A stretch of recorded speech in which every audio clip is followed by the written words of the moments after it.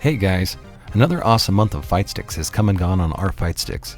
September was especially difficult to narrow down since there seemed to be a record-breaking number of awesome ones posted. But let's get right into it and look at some of the highlights and my overall pick for our monthly Fightstick award.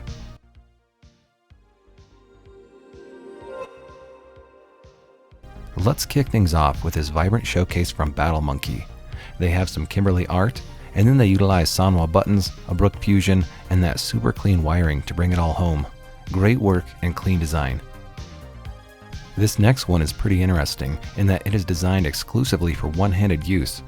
I always love to see peripherals help make fighting games more accessible for everyone, and more players on the scene elevates the entire FGC. Awesome outside the box thinking. And speaking of outside the box, at this point I've seen thousands of Fightsticks posted over the years, but I don't think I've ever come across one featuring pressed flowers. Just goes to show that there's still plenty of room to put your own stamp on the aesthetics of your device. Now to encourage Smash players to adopt similar potpourri controllers. Up next is this B&B featuring the Ultra Tech Leader Aria. The art and colors really vibe well together. I appreciate the LEDs and even that little Aria logo and the jump function. Super cool franchise and super cool controller. The world needs more KI sticks. This next device is a prototype called the Thbox V2. They've utilized some angled keycaps, an OLED screen to display inputs, and then they really ran hard with the Akuma theming and color choices. You'll note the Satsui no Hado Heaven kanji on the top, and then the big man himself on the underside. Very interesting controller. For this next one, longtime builder Juan Mini DIY released his new Titan case. It looks to be a very classy enclosure, and this one here incorporates several interesting button placements to let a user play exactly how they want. Very cool build, and it's great to see Juan still so involved with the scene.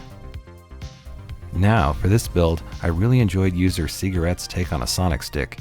They've got clean wiring, a 40th anniversary Sumitsu lever, and some flashy 2D Sonic art, which makes use of the negative space to show off the internals. Everything is well thought out, and I don't think Stardust Speedway has ever looked better. To change gears a bit, this one was pretty wild when it initially debuted this past month. User Antidepressant Scale went full-on mad scientist and translated their MF64 inputs to keystroke emulation. Very cool and creative, and they note that the extra buttons are actually very useful for playing 3D games and emulators. Maybe not overly practical, but a very cool project all the same. And speaking of utilizing controllers to play games beyond the usual fighting game staples, user Cyrera went all out with the Muse Dash theming for their micro.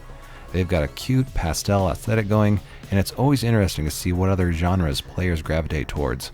Really cool. And while we're talking micros, user Buzz Laker utilized a rainbow assortment of keycaps and aux pegs to kick up the vibrance of this Kami controller. I typically don't see a lot of mixing and matching with keycaps, but they really embrace that multicolor aesthetic, carrying it through their micro and beyond to their matching fidget keychain. Up next is this interesting build, and what really caught my eye were those long buttons that they utilize in the design. User Sharpo2 actually custom designed them, and they can house Sanwa or Sumitsu switches. The wider layout and wider buttons can make things easier for a player to hit, and though this stick was designed with Smash in mind, I'm sure a few players might want to try out those longer buttons on SF6 drive mechanic concepts.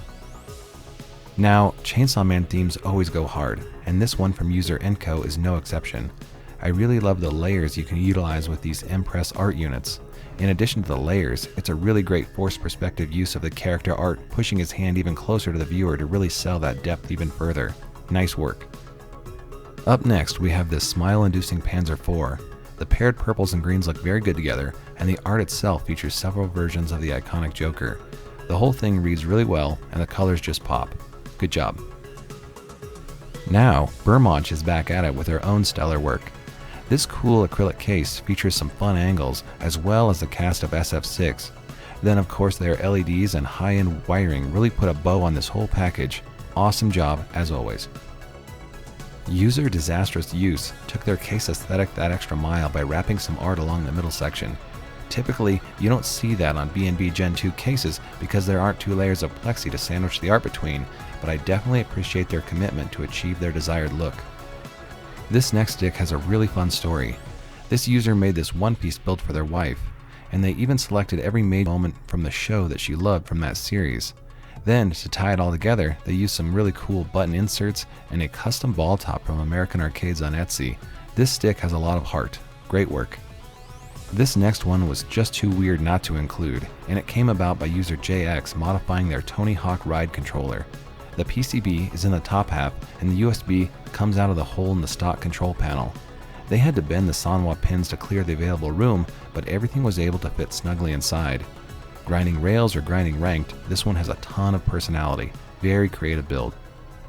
This one here is called the Bendo Box, and it has a very nice and clean aesthetic, but I thought that its design philosophy was even more intriguing. It was designed specifically around SF6 modern controls. Grab is light plus medium, and if you're playing Ken, run is medium plus heavy, and supers are heavy plus special. The drive impact button is right below the middle finger, very close to allow a simple flick down to activate. The LEDs are also really cool, but I thought it was great to see some layout experimentation around a specific control scheme. Super interesting stuff. Now, user KMV Guy utilized an Ismal make-stick crystal case for this wild Hitstick build. The wiring is pretty solid, and it's not often we see pad hacks these days, so that was also really cool. Looks like all functionality was retained from the PS5 DualSense, including the wireless. I like the custom layout, and I have a soft spot for Hitstick builds in general. I think the whole thing looks very nice. Great job. This next build screams classy. User Poo J13 made use of one of the prototype cases from AFS, and then took it up a notch by incorporating forged carbon into the top and side panels. This style is even cooler because it has those shiny little red flecks that really catches the light. They've also utilized a really unique topper I haven't seen before, as well as a custom layout. Very beautiful minimalist stick. Now, for this build, user AJ Twist put on his thinking hat to design a stick on rails. It presses together to be more portable, sure, but I really like that a user can extend it to their liking. It solves an issue that a lot of sticks ignore and would likely be as comfortable between two players of drastically different sizes. It also features a magenta lever, a link for easy disconnect, and then PLA cobblestone printed enclosure walls. All super great sticks this month, but there can only be a single winner. I think this time around the innovation of this one does it for me. Congrats on the monthly Fightstick award. So, what did you think? Is it just me, or does it get harder to choose every month? Anyway, if you want a chance to be featured here, post your latest build on our Fightsticks. Then spare us no detail and showcase lots of pics. If you had fun along the way, please consider dropping a like to help support the channel. Support your locals, and I'll see you next time.